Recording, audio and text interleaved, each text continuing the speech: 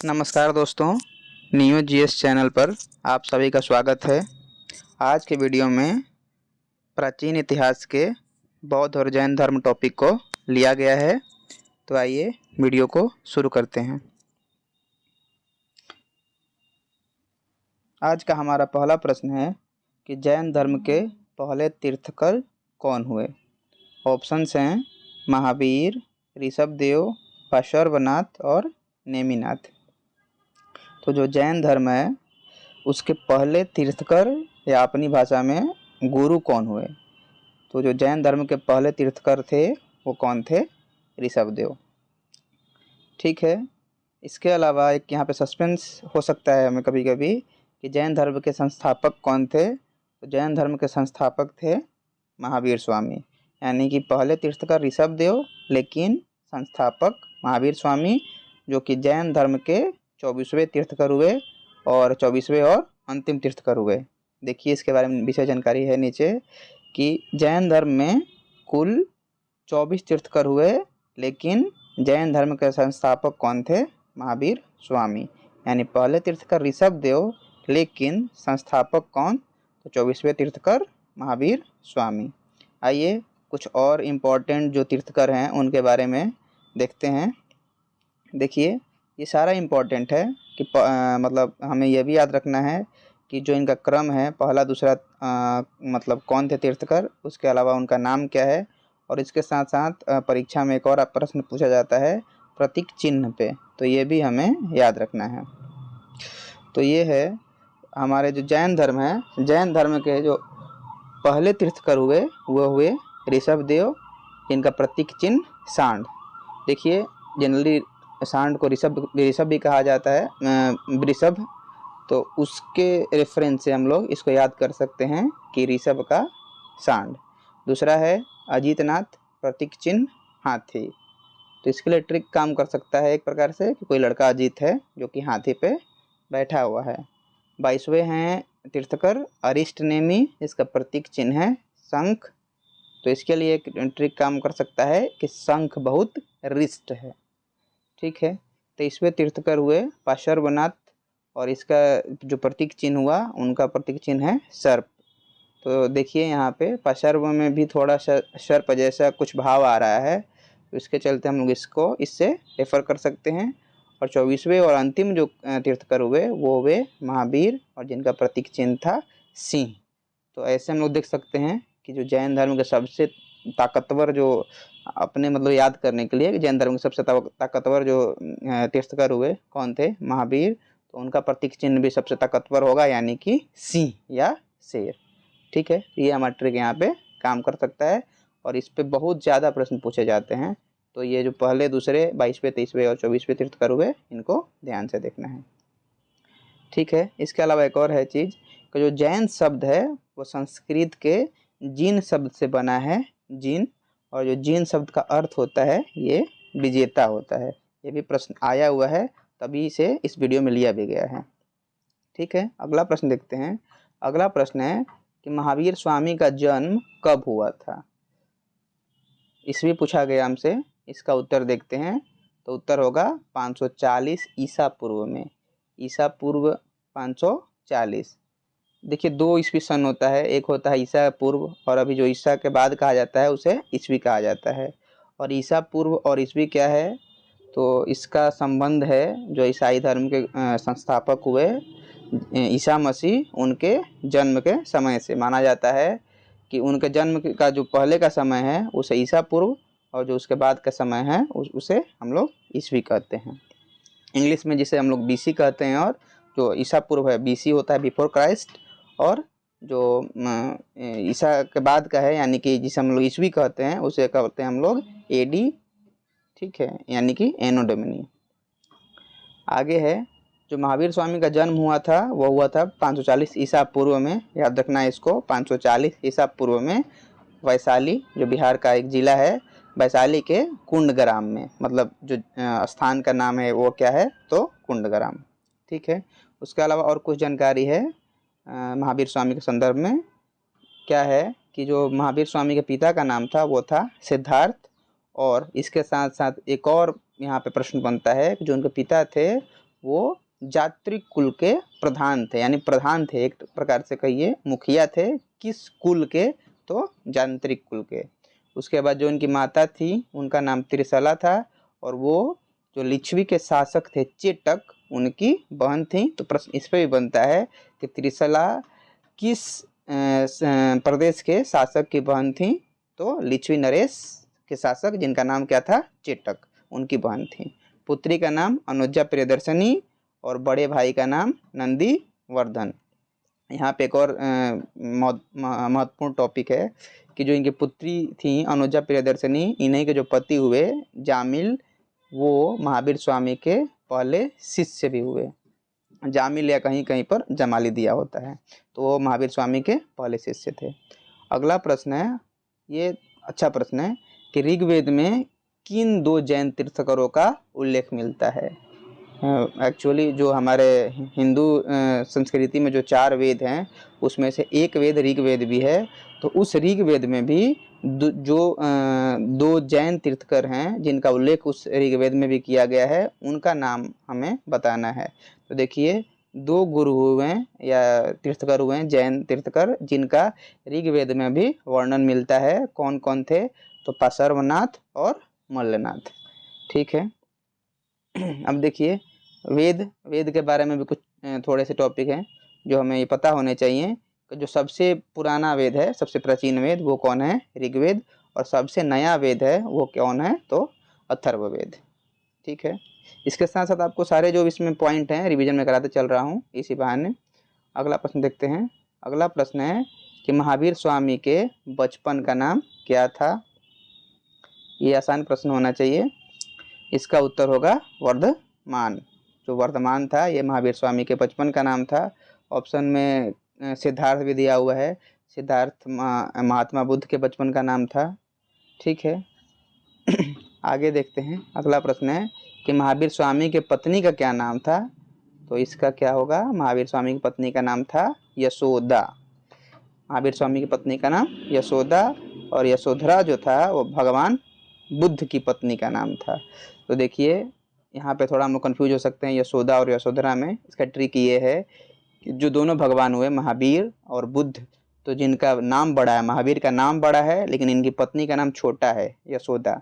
ठीक है। लेकिन बुद्ध का जो नाम छोटा है बुद्ध, लेकिन उनकी पत्नी का नाम बड़ा है, क्या है? यशोधरा। तो ये ट्रिक यहाँ पे काम कर सकता है। ठीक है। अगला प्रश्न देखते हैं। अगला प्रश्न है कि जैन धर्म में कैवल्य शब्द का क्या अर्थ होता है? जैन धर्म में एक शब्द का प्रयोग होता है कैवल्य, उसका हमें अर्थ बताना है। तो कैवल्य का जो अर्थ होता है उसका अर्थ होता है पूर्ण ज्ञान। पूर्ण ज्ञान का अर्थ मतलब पूर्ण ज्ञान को हम लोग जैन धर्म में क्या कहा गया है? तो कैवल्य। अगला प्रश्न है, ये बहुत ही वीवीआई क्वेश्चन है कि जैन धर्म श्वेतांबर और दिगंबर संप्रदायों में किस शासक के समय विभाजित हुआ था? यानी जैन धर्म में भी इस 2 विभाजन हुए, श्वेतांबर और दिगंबर में। इसके अंदर से 2 संप्रदाय बने। तो ये जो 2 संप्रदायों का विभाजन हुआ किस शासक के शासन में हुआ था? ऑप्शन हैं चंद्रगुप्त मौर्य, अशोक, कनिष्क और इनमें से कोई नहीं। उत्तर होगा चंद्रगुप्त मौर्य। यानी चंद्रगुप्त मौर्य के समय जैन धर्म का श्वेतांबर और दिगंबर संप्रदायों में विभाजन हुआ था। अब इन 2 संप्रदायों के बारे में देख लेते हैं। तो जो 2 गुरु हुए जैन धर्म में, एक हुए स्थूलभद्र और जो उनके अनुयायी हुए वह हुए श्वेतांबर, और जो भद्रबाहु हुए यानी जिन्होंने अपना भद्रबाहु को अपना गुरु माना वो क्या कहलाए? दिगंबर। श्वेतांबर जो हैं वो श्वेत वस्त्र धारण करते हैं, और जो दिगंबर हैं वो हमेशा नग्न अवस्था में रहते हैं। तो यहाँ पे ये प्रश्न बनता है कि दिगंबर जो संप्रदाय है वो उनके अनुयायी जो थे मतलब उनके अनुयायी किसे गुरु अपना मानते थे? तो भद्रबाहु को। और श्वेतांबर संप्रदाय के अनुयायी किसे अपना गुरु मानते थे? तो स्थूलभद्र को। यहाँ पे याद करने का ट्रिक ये है, तो जो स्थूलभद्र में भी देखिए श है और श्वेतांबर में भी एक प्रकार का श ही है। तो इससे ये हो सकता है कि दोनों में जब श रहेगा स्थूलभद्र और श्वेतांबर, और उसके साथ साथ एक दूसरा अलग हो गया तो भद्रबाहु और दिगंबर। अगला देखते हैं कि महावीर स्वामी को ज्ञान की प्राप्ति किस नदी के किनारे हुई थी? इसका उत्तर होगा रिजु ऋजुपालिका नदी के तट पर। महावीर स्वामी को ऋजुपालिका नदी के तट पर ज्ञान की प्राप्ति हुई। इसमें और कुछ इंपॉर्टेंट टॉपिक्स हैं, देखिए जो भी इसमें बोल्ड और अंडरलाइन है, सारे परीक्षा में इनसे प्रश्न बनता है, तो इसको ध्यान से देखना है। क्या है कि महावीर स्वामी ने 30 वर्ष की अवस्था में, हमें इनका एज याद रखना है, 30 वर्ष की अवस्था में गृह त्याग किया और 12 वर्षों के कठोर तपस्या के बाद, ये समय भी याद रखना है, 12 वर्षों के कठोर तपस्या के बाद जिरिम्भिक ग्राम के समीप, जो जगह का नाम है वो जिरिम्भिक है, ऋजुपालिका नदी के तट पर, नदी ऋजुपालिका, एक साल वृक्ष के नीचे, वृक्ष का भी नाम भी प्रश्न आजकल जो एग्जाम है उनमें आ रहा है, तो वृक्ष कौन सा था, तो साल वृक्ष के नीचे ज्ञान की प्राप्ति हुई। और उसके अलावा जो फल्गु नदी है, फल्गु नदी के किनारे जो बौद्ध धर्म के संस्थापक हुए महात्मा बुद्ध, उनको ज्ञान की प्राप्ति हुई थी। तो इसमें भी हमें कंफ्यूज नहीं होना है, महावीर ऋजुपालिका नदी के तट पर ज्ञान की प्राप्ति होती है और महात्मा बुद्ध को फल्गु नदी के तट पर ज्ञान की प्राप्ति हुई। अगला प्रश्न है कि महावीर स्वामी ने कितने महाव्रत की शिक्षा दी। जो हम व्रत रखते हैं उसी प्रकार महावीर स्वामी ने भी 5 महाव्रत के बारे में बताया था। ठीक है, इसका उत्तर होगा 5। और देखिए, देखते हैं इसके बारे में क्या है कि महावीर स्वामी ने 5 महाव्रत, उन्होंने महाव्रत किसे कहा है, तो जिससे पापों का पूर्णतः त्याग करना, यानी जब हम पापों को पूर्णतः त्याग कर देंगे तो उसे हम लोग क्या कहेंगे, महाव्रत, जैन धर्म में। तो महावीर स्वामी ने 5 महाव्रत बतलाए हैं कि अगर ये हम 5 पाप त्याग देते हैं तो ये हमारे लिए महाव्रत होंगे। ठीक है, तो हमें हिंसा नहीं करनी है, पहला है, यानी हमें अहिंसक होना है, हमें अहिंसा करनी है, हमें हमेशा सत्य बोलना है। उसके बाद अस्तेय है, अस्तेय का अर्थ होता है चोरी नहीं करना है हमें। अपरिग्रह है, यानी किसी प्रकार का धन नहीं रखना है, एवं ब्रह्मचर्य है। तो ये 5 हैं, अहिंसा, सत्य, अस्तेय, अपरिग्रह और ब्रह्मचर्य, जो 5 महाव्रत महावीर स्वामी ने जैन धर्म में बतलाए हैं। अगला प्रश्न है, बहुत ही बीबीए टाइप का क्वेश्चन है ये, कि प्रथम जैन सभा किस शहर में हुई थी। जैन धर्म में भी कभी कभी ये जैन गुरुओं को लगा कि जैन धर्म में कुछ बुराइयां आ रही हैं, तो उस पे बहस करने के लिए जैन धर्म में 2 सभाएं हुई थी। तो उसी प्रश्न है कि प्रथम जैन सभा जो थी वो किस शहर में हुई थी। तो प्रथम जैन सभा जो हुई पाटलिपुत्र शहर में हुई थी। ठीक है, डिटेल देखते हैं इसके बारे में। 2 जन सभाएं हुई जैन धर्म में। पहला जो था वो कहाँ हुआ, तो पाटलिपुत्र में, जिसकी अध्यक्षता की थी स्थूलभद्र ने इसकी अध्यक्षता की। और ये स्थूलभद्र जिन्होंने श्वेतांबर संप्रदाय का भी गठन किया था। उसके बाद द्वितीय जैन सभा हुआ। द्वितीय जैन सभा कहाँ होता है ये, तो वल्लभी गुजरात में। इसके अध्यक्ष कौन थे, तो इसके अध्यक्ष के लिए कहीं कहीं पे देवर्धिक गण लिखा रहता है और कहीं कहीं पे श्रमा श्रवण, मतलब 2 व्यक्तियों का कहीं कहीं उल्लेख दिया गया है, तो हमें दोनों याद रखना है, देवर्धिक गण या श्रमा श्रवण। स्थान भी ये दोनों को याद रखना है, पहला पाटलिपुत्र, दूसरा वल्लभी गुजरात। ठीक है, हो गया ये हमारा जैन सभा।